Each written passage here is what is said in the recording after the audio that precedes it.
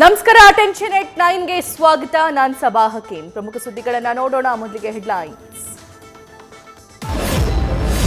ಇನ್ನು ಆಹಾರದಲ್ಲಿ ಹೆಚ್ಚುತ್ತಲೇ ಇದೆ ಕಲಬೆರಕೆ. ತೊಗರಿಬೇಳೆ, ಜೇನುತುಪ್ಪ, ಸಾಸಿವೆಯಲ್ಲೂ ಕ್ಯಾನ್ಸರ್ ಕಾರಕ ಕೆಮಿಕಲ್ ಪತ್ತೆ. ಹಿಂಗಾದ್ರೆ ತಿನ್ನೋದಾದ್ರೂ ಏನು ಅಂತ ಹಿಡಿಶಾಪ ಹಾಕ್ತಿರುವ ಜನ.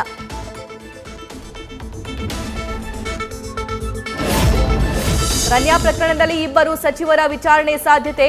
ನೋಟಿಸ್ ನೀಡಿ ಕೇಂದ್ರ ಕಚೇರಿಯಲ್ಲಿ ವಿಚಾರಣೆ ಮಾಡಲು ಸಿಬಿಐ ಪ್ಲಾನ್. ಇಡಿಯಲ್ಲೂ ಎಫ್ಐಆರ್ ಹಿನ್ನೆಲೆ ಶೀಘ್ರದಲ್ಲೇ ಸಚಿವರ ದೆಹಲಿ ಪರೇಡ್ ಸಾಧ್ಯತೆ.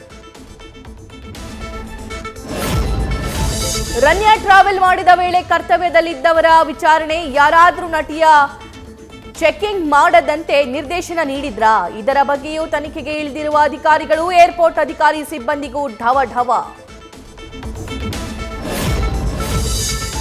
ರನ್ಯಾ ರಾವ್ ಕೇಸ್ನಲ್ಲಿ ಮಲತಂದೆಯ ಪಾತ್ರವೂ ಇದೆಯಾ? ಇವತ್ತು ಅಥವಾ ನಾಳೆ ಡಿಜಿಪಿ ರಾಮಚಂದ್ರ ರಾವ್ ವಿಚಾರಣೆ ನಿರೀಕ್ಷೆ. ಈಗಾಗಲೇ ಐಎಎಸ್ ಗೌರವ್ ಗುಪ್ತಾ, ಡಿಐಜಿ ವಶಿಷ್ಠ ಕೃಷ್ಣ, ವಂಶಿ ಕೃಷ್ಣ ಸೇರಿದಂತೆ ಪ್ರೋಟೋಕಾಲ್ ಅಧಿಕಾರಿಗಳ ವಿಚಾರಣೆ.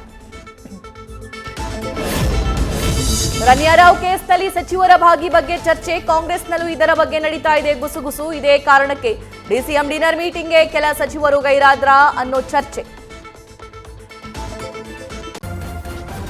ನ್ಯೂಸ್ ಫಸ್ಟ್, ನಿರ್ಭೀತಿಯಿಂದ ನಿಮ್ಮ ಪರವಾಗಿ.